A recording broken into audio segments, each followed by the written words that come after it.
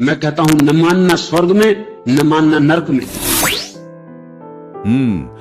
अक्सर देखने में आता है कि जब कोई ऑफिस में बॉस के सामने होता है ना, तो उसका लहजा, उसकी बॉडी लैंग्वेज बिल्कुल अलग होती है। हाँ बिल्कुल।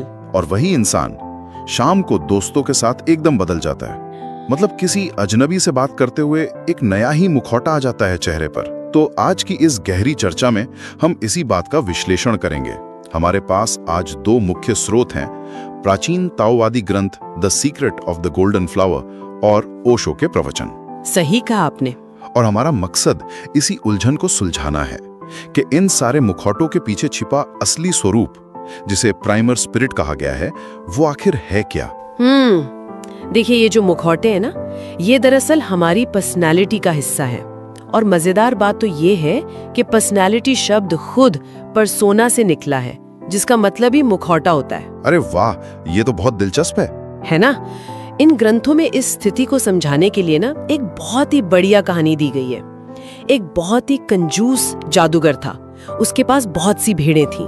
अच्छा। हाँ, लेकिन वो उनके लिए बाड़ा बनाने या किसी चरवाहे को रखने पर कोई पैसे खर्च नहीं करना चाहता था। तो फिर उसने किया क्या? मतलब भेड़ों को भागने से कैसे रोका? उसने उन भेड़ों को सम्मोहित कर दिया। उनके दिमाग में ये बात डाल दी कि वे भेड़ें हैं ही नहीं। क्या बात कर रही हैं? हाँ, किसी को यकीन दिला दिया कि वो शेर है, किसी को कहा कि वो गरुड़ है, और किसी को तो इंसान होने का ही भ्रम दे दिया। साथ ही ये भी कह दिया कि वे कभी नहीं मरेंगी। बाप रे।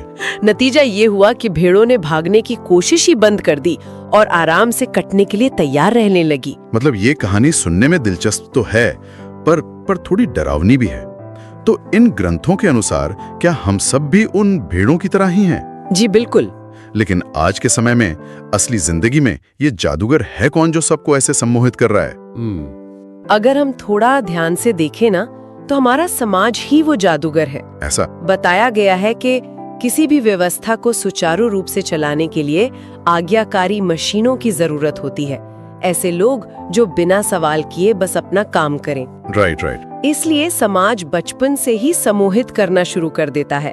हमें यकीन दिलाया जाता है कि हमारी पूरी कीमत हमारी बाहरी सफलता, पैसा, सत्ता या बस इस भौतिक शरीर तक ही सीमित है। हाँ, हम फोन की स्क्रीन, बैंक बैलेंस और स्टेटस में इतने उलझ जाते हैं। बिल्कुल उलझ जाते हैं। और इसी वजह से किसी को अपनी अमर चेतना, या जिसे एसेंस कहते हैं, उसकी तरफ मुड़कर देखने की फुर्सत ही नहीं मिलती। तो अगर हर इंसान इस सामाजिक सम्मोहन में जी रहा है, तो इस नींद से जागने और अपने असली स्वरूप तक पहुंचने का रास्ता कहां से होकर गुजरता है? यहीं पर ये ताओवादी ग्रंथ इंसान के भीतर मौजूद दो विपरीत ऊर्जाओं की बात करते हैं, एनिमस और एनिमा। ओके। एनिमस हमारा पुरुष तत्व है, जो प्रकाश, चेतना और आंखों के जरिए बाहर देखने का प्रतीक है। वहीं एनिमा स्त्री तत्व है, जो अंधकार, भौतिक शरीर और पदार्थ से जुड़ा है। समझ रहा हूँ। तो जब सारा ध्यान बाहरी चीजों पर लगा रहता है, तो हमारा प्रकाश यानी एनिमस धीरे धीरे खर्च होने लगता है और इंसान सिर्फ एनिमा यानी भौतिकता में फंसकर रह जाता है। अच्छा, तो अगर मैं इसे सही समझ रहा हूँ, क्या हम इसे एक नदी की तरह देख सकते हैं? कैसे? जैसे बहता हुआ पानी वो गतिशील एनिमस है, जो ऊर्जा है, लेकिन उस पानी को एक दिशा में बहने के लिए, फैलकर बर्बाद न होने के लिए दोनों तरफ स्थिर किनारों की जरूरत होती है, जो एनिमा है।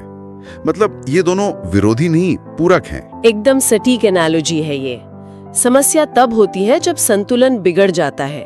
असली जादू तब होता है जब वो एनिमस की ऊर्जा जो बाहर की तरफ भाग रही है, उसे वापस मोड़कर भीतर लाया जाए। और ये कैसे होता है? इसे केंद्रित करने की एक खास जगह बताई गई है, हमारी दोनों आंखों के ठीक बीच मौजूद स्वर्गीय हृदय या हेवनली हार्ट। वेट, स्वर्गीय हृदय ये हमारे सीने में धड़कने वाले दिल से अलग कैसे है? मुझे तो हमेशा लगता था कि हमारा दिल ही सब कुछ महसूस करता है। देखिए, स्रोतों के अनुसार हमारा निचला भौतिक हृदय तो बाहरी दुनिया का गुलाम है। कोई तारीफ करे तो वो खुशी से जोर जोर से धड़कने लगता है, बॉस डांट दे तो डर से सिकुड़ जाता है। हाँ, वो हमेशा बाहरी हलचल पर निर्भर है। लेकिन ताओवाद कहता है कि दोनों आंखों के बीच का ये स्वर्गीय हृदय पूरी तरह अचल और शांत है। बाहरी दुनिया का शोर इसे नहीं छू सकता। अच्छा। जब चेतना का प्रकाश इस स्वर्गीय हृदय पर आता है, तब एनिमस और एनिमा का सही संतुलन बनता है। और जब ये दोनों ऊर्जाएं इस शांत केंद्र पर एक हो जाती हैं, तब वास्तव में क्या होता है? तब वह अवस्था आती है जिसे गोल्डन फ्लावर या स्वर्ण पुष्प का खिलना कहा गया है। ये कोई रहस्यमयी जादू नहीं है, बल्कि चरम स्पष्टता और असीम शांति की स्थिति है। एक ऐसा अनुभव जहां भीतर कोई द्वंद्व नहीं बचता। मतलब ये स्वर्गीय हृदय खोजना दुनिया से भागकर जंगलों में जाने के बारे में नहीं है। बिल्कुल नहीं। ये तो उस शांति को खोजने के बारे में है जो भयंकर ट्रैफिक जैम में फंसे होने पर या ऑफिस का कोई बहुत तनावपूर्ण ईमेल पढ़ते समय भी भीतर स्थिर रह सके। यही इस पूरे दर्शन का असली सार है। बाहरी मुखौटों के बिना जीना और अपने भीतर के उस शांत केंद्र से जुड़े रहना ही असली आजादी है। ज्ञान तो वही काम का है जो रोजमर्रा के जीवन में उतर सके। तो कुल मिलाकर बात ये निकलती है कि असली जीवन वो है जहाँ सारे मुखौटे गिर जाते हैं, इंसान बाहर की ताल पर नाचना बंद कर देता है। बिल्कुल सही बात है। तो आज के इस सफर को खत्म करते हुए इन्हीं स्रोतों से निकला एक बहुत ही गहरा सवाल सोचने के लिए छोड़ते हैं। यदि समाज का पूरा ढांचा बाहरी भटकाव, असुरक्षाओं और बाहर के शोर पर ही टिका हुआ है, तो क्या खुद के भीतर पूर्ण मौन और स्थिरता पा लेना ही इस पूरी व्यवस्था के खिलाफ सबसे बड़ा विद्रोह नहीं है?